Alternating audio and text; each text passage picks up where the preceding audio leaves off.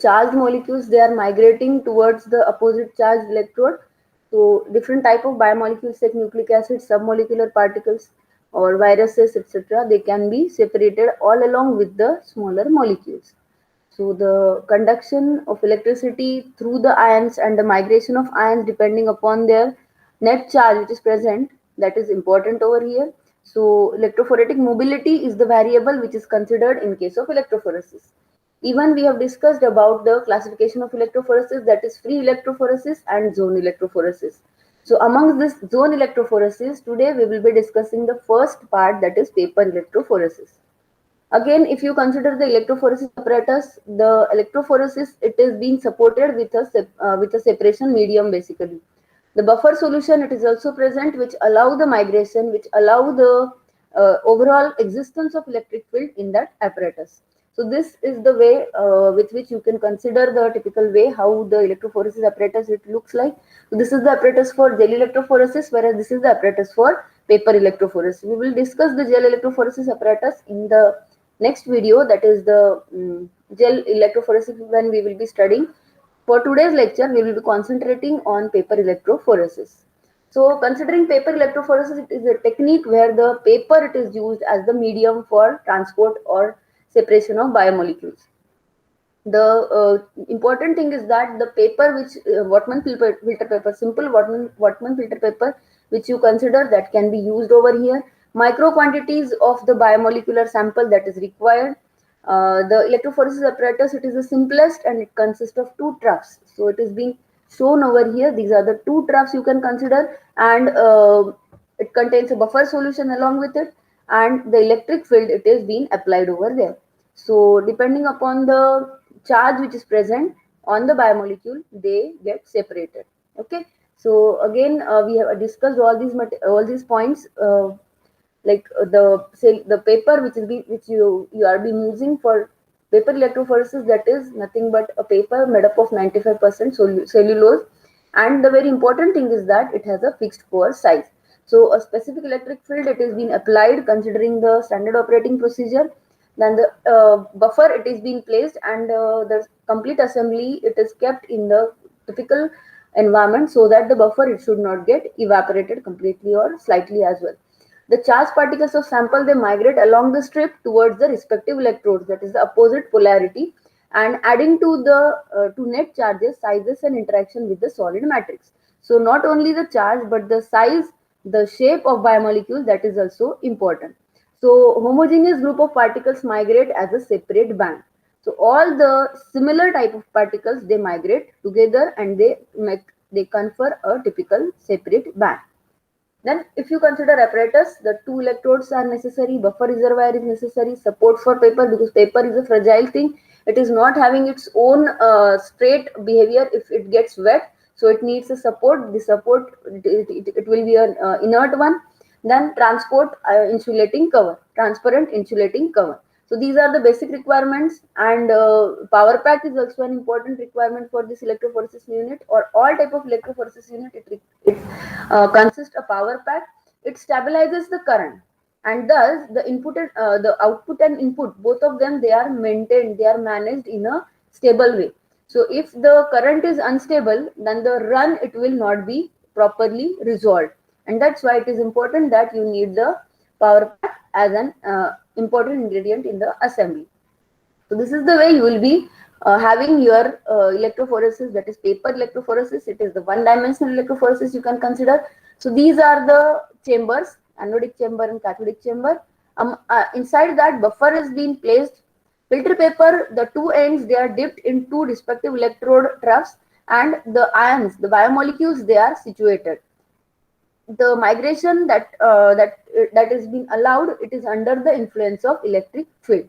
So this is the way how biomolecules they get separated depending upon the charge, depending upon the mass, and depending upon the size and shape of the biomolecule. So again, this you can consider as the sketch diagram or the electric diagram. You can consider this is actually what you arrange inside your laboratory. So two troughs they are being provided. Then a pencil line is being drawn on the paper, and this line is for just putting the sample on that paper. Like chromatography, we have to impregnate, we have to put the sample on that origin line, you can consider.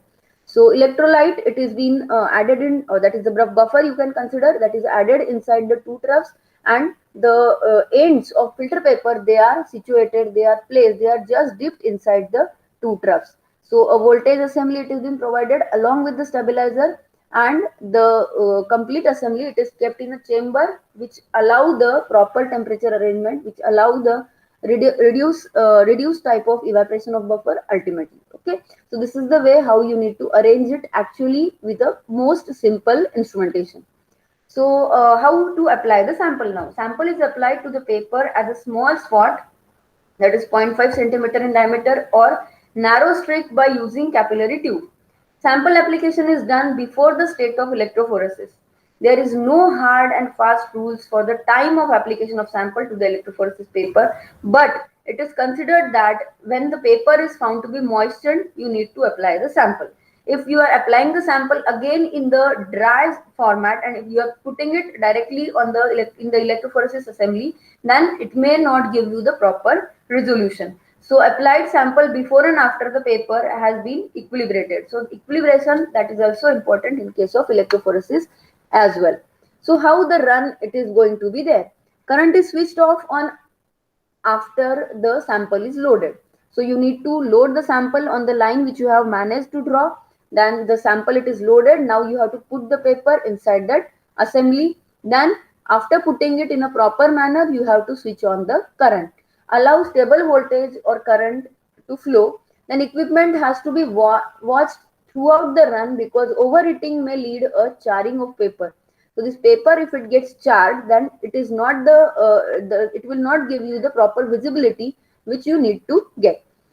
Then and to avoid this, you have to put it in a cold room. So AC, that is air conditioning, it is used for this purpose. Switch off the when 3/4 run it is being observed, and now remove the paper. For a different type of electrophoresis, depending upon the SOP, you can also add some colorimetric agent to indicate this 3/4 run.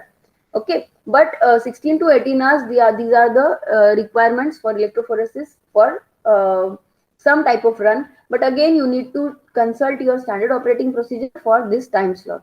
Paper is dried after run 3/4 run of the buffer on that paper. It is being the switch off current, it is being switched off. Then paper is removed out, it is dried, and again this drying, it is be recommended that it should be dried under vacuum at around up to 110 degrees Celsius, or it should be air dried. Why this 110 degrees Celsius is the limit? Because all what you are separating is biomolecules, so you need to maintain them in a proper form. So you should not overheat it so that the paper it gets charred, because again it is made up of cellulose, so charring may be the problem over there. So separated proteins are fixed to a solid support using a fixative such as acetone or methanol. Proteins, they are stained to make them visible. The separated proteins appear as distinct bands. And then if you are using that typical DNA along with that, then again you have to employ the DNA visualization methods, which we'll be discussing in gel electrophoresis in detail. Okay, so this is the way how electrophoretic run it is being carried out. Drawback of paper electrophoresis is that long time interval and blurring of margin. So the trailing effect, if you consider, that is the one which you can get if you are not providing the standard operating procedure conditions to that electrophoretic run. Now coming to detection. So by comparing the samples with standard components, when you have drawn the origin line, the very first thing you need to draw is you need to put on the paper is your standard. Then either 1, 2, 3, whatever the samples, the standards, you will be able to put it on the paper. You have to put it on the paper, and then the mixture, that means your biomolecular mixture, that you have to place it. Okay, and then if you need to get a visualizing agent to determine the 3/4 run, you may add it as per your standard operating procedure. So the standards, they are mandatorily put on that typical paper. Then after getting the things, like if you need to consider the standard and the comparison of standard and your biomolecules, then that is okay. Along with that, detection and identification in situ by various methods can be done. Like fluorescence can be used, UV absorption can be used, staining with the help of different dyes or with help of different chemicals you can use for the paper electrophoresis. And if enzymes they are separated, substrates can be added to get the color. If substrates are placed on the paper as a biomolecule, then enzymes can be applied for getting the colors. So these are the ways how detection of this biomolecule that is being observed. So this is the way you will be able to see. This is the blood protein separation, a huge dominant prominent band of albumin that is being seen. Alpha 1, it will give you a very slight band. It has been considered that all the similar components they run together and they form a band. So all the albumin molecules they give you a single band. Since the amount of albumin it is higher inside the blood sample, it will give you a prominent huge band. Then comes alpha 1, alpha 2, beta and gamma.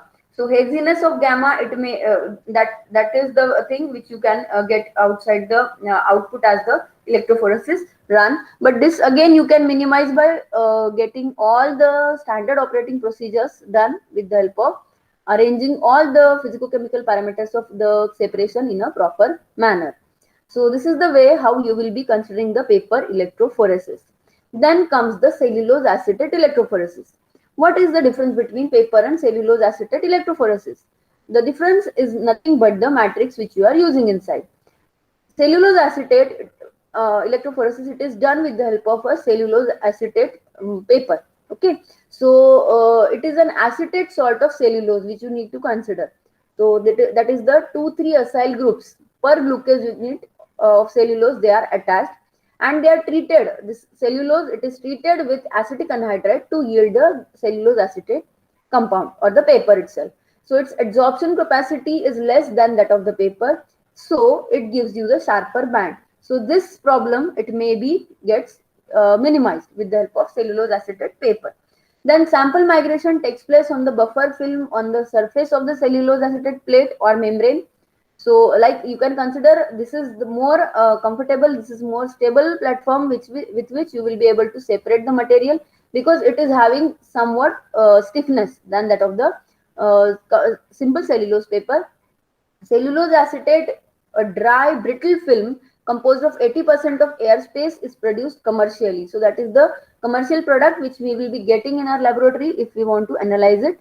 When the film is soaked in buffer, the air spaces fill with the electrolyte and the film because it is peelable. Okay. So after electrophoresis and staining, cellulose acetate can be made transparent for the densitometer quantitation. So the ultimate thing, what the detection can be done with the help of densitometer quantitation as well, since it is a semi-transparent type of membrane. The dried transparent film can be stored for longer period.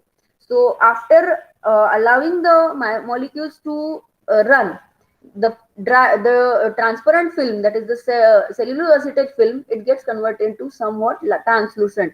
So where it becomes translucent, where the bands they are present. So this can be considered to be distinguished or detectable with the help of densitometer.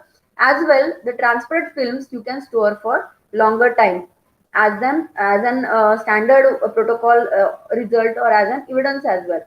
So it is widely used in analysis of clinical and biological protein samples like albumins and globulins.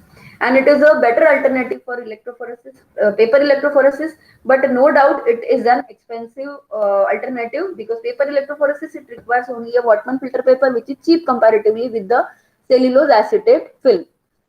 Now, what are the reagents which are necessary and what is the equipment it is required? So, cellulose acetate strips of suitable size they are required. Then it required a barbitone buffer of pH 8.6. I have collected a protocol from a research publication you can consider. So this is the standard operating procedure for that typical research publication. You can add or you can have some different type of protocols as well, but the line diagram, the way the protocol it is being run, that is the similar one. Okay. So what you need is your film, your buffer, your fixative solutions, then your staining materials and destaining materials. Along with that, you need to have a clearing solution in order to remove all the traces of all these solutions if it is necessary. Then again, you need a power supply, you need a horizontal electrophoresis tank with adjustable bridge gaps and a polarity indicator. So 2 electrodes you will be needing. Procedure. The cellulose acetate strips are made with, they are marked with lead pencil and soaked in running buffer as an hollow tray, avoiding inclusions of air bubbles under the surface. So you have to soak it inside your buffer. Again, soak strips are lightly blotted to remove excess buffer. This is nothing but equilibration or saturation you can consider. The strips are placed over the bridge or support in the tank. Though it is comparatively more stiffer than that of the paper, but it is more brittle than that of the paper, and that's why again it also needs the bridge or support to keep it or to rest it on in the tank. And wicks of filter paper are placed over the both ends. So here what you require, there is a brittality is there, fragility is there, and that's why you can't turn it like you can turn the paper, and that's why you are using the wicks of filter paper to join to complete the circuit. That means two buffers solutions or two buffer volumes if you are having, you have to adjust so that the film, it will get both of the buffer supply. That means positive as well as negative electrode, both of them they must be connected in order to complete the circuit.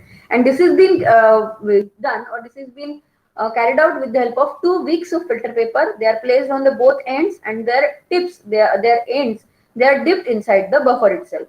From 3 to 5 microliter of sample is applied near the cathode in a row, leaving spaces in between and clear margin on either side. Again, replace the lid and connect power supply. The current is adjusted according to the standard operating procedure, and the run, it is again carried out according to the standard operating procedure. Comparatively, the run time, it is found to be smaller than that of the paper electrophoresis. Time and voltage, they are variable according to apparatus and procedures.